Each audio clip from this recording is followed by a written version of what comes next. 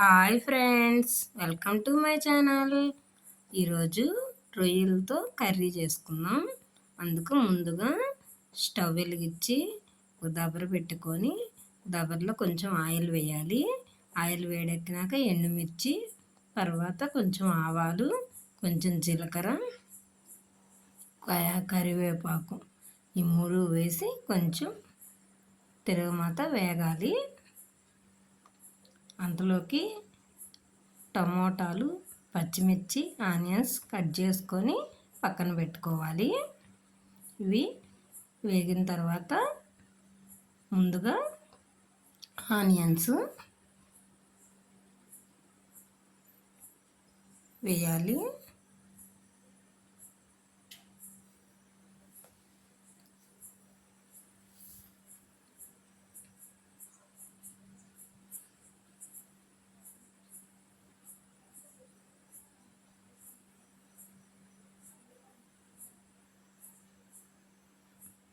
Onions, పచ్చిమిర్చి, టమాటా వేసి కొంచెం బాగా ఫ్రై చేయాలి. ఈ రొయ్యల కర్రీ రైస్లోకైనా, చపాతీలోకైనా, పూరీలోకైనా బాగుంటుంది. ఒకసారి ట్రై చేసి చూడండి.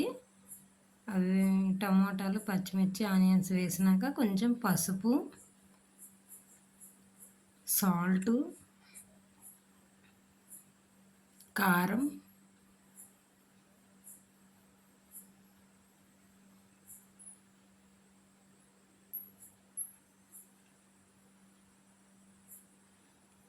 కారం కూడా ఎక్కువ పట్టదు అన్నమాట, మోయనంగా వేసుకోవాలి. ఈ విధంగా అన్నీ వేసి బాగా ఫ్రై చేయాలి.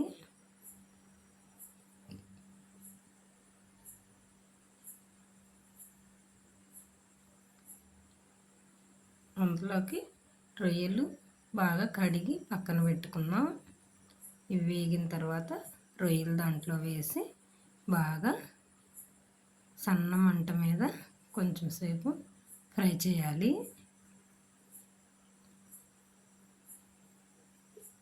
వాటిలో నుంచి నీరంతా వచ్చి బాగా ఉడుకుతుంది. అప్పుడు ఇంకొంచెం వాటర్ పోసి ఒక దగ్గర పడ్డాక అల్లం వెల్లుల్లి పేస్ట్ వేయాలి. దీంట్లోకి వేసుకునే మసాలా కూడా చూపిస్తాను. లాస్ట్గా మసాలా వేసి దించుకునే ముందు కొత్తిమీర చల్లుకోవటం.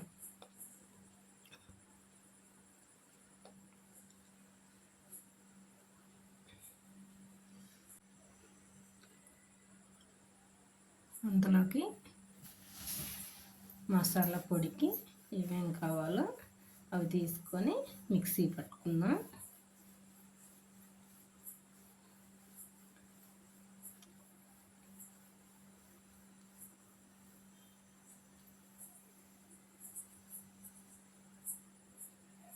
కొంచెం బాగా వేగిన తర్వాత వాటర్ పోస్తున్నాను. ఇవి పెద్ద రొయ్యలు అనుకుంటాం కానీ చిన్న రొయ్యలు అయితేనే బాగుంటుంది. ఇదిగోండి మిక్సీలో కొంచెం పచ్చి కొబ్బరి వేసాను. ఎండు కొబ్బరి అయినా వేసుకోవచ్చు. చెక్క, మొగ్గ, ఒక యాలక్కాయ, ధనియాలు, వెల్లుల్లిపాయ వేసి మిక్సీ పట్టుకోవాలి.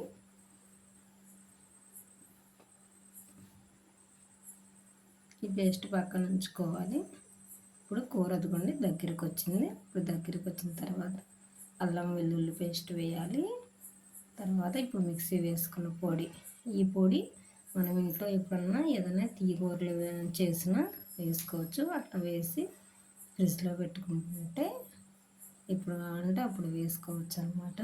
దాంట్లో మనం వాటర్ వేయలేదు కాబట్టి చెడిపోదు, బాగుంటుంది. ఇంకింతే బాగా దగ్గర పడింది.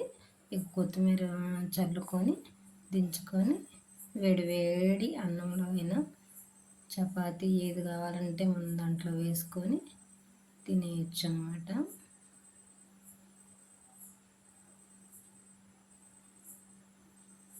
ఇంతే మరి, ఎంతో రుచికరమైన రొయ్యల కర్రీ రెడీ. మా వీడియో మీకు నచ్చినట్లయితే లైక్ చేయండి, షేర్ చేయండి, సబ్స్క్రైబ్ చేయండి మరి.